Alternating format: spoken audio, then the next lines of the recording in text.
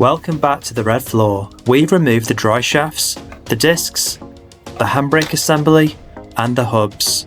Now, it's time to focus on removing the suspension arms. Not only that, but I'm going to take this opportunity to explain exactly how this tracking works.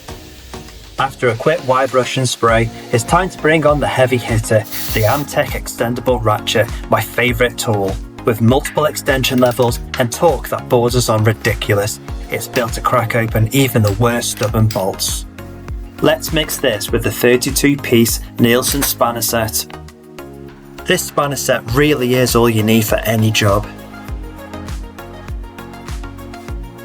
While the Amtech ratchet does the heavy lifting, the Nielsen spanner holds the line, locked onto the bolt like a vice, keeping everything steady while torque does its thing.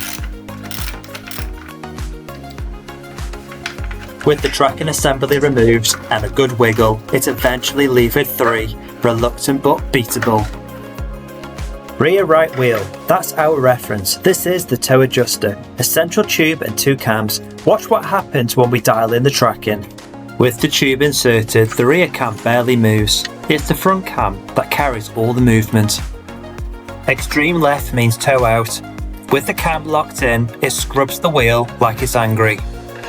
Extreme right means toe in. It grips the road too tight and this creates binding of the wheel.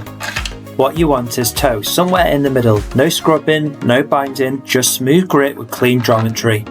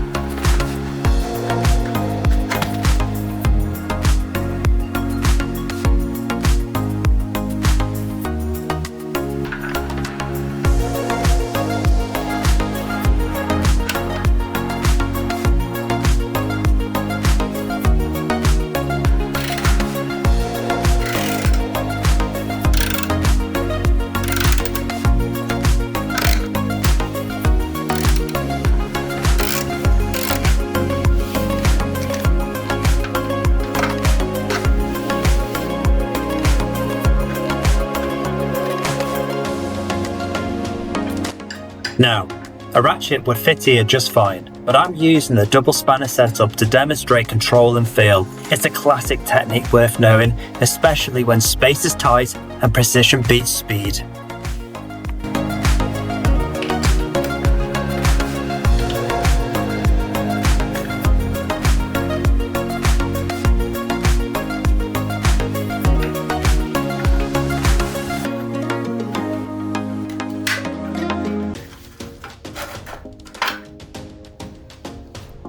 Most of the time, these tubes get seized, so let's put it back in and I'll show you exactly how to deal with that. It's the ends you need to get rid of. Use a Dremel and cut downwards here. Get as close to the mounting point as possible without touching it. For the other side, cut vertically, then horizontally, and clear the metal. You're carving escape routes, not making a mess. Use a crowbar to open the mount wider than usual, then lever it out with a steady force. By using this long Allen coach bolt, notice that it fits through the bush whilst pushing the tube out. I've stacked 2 long sockets on the end and finger tighten the nut to take up the slack. Now, as I wind it down, the bolt guides the tube out cleanly. No hammering, no fuss. With the suspension arms now removed, we're down to just the differential and hanger. Subscribe to see how I take that out next.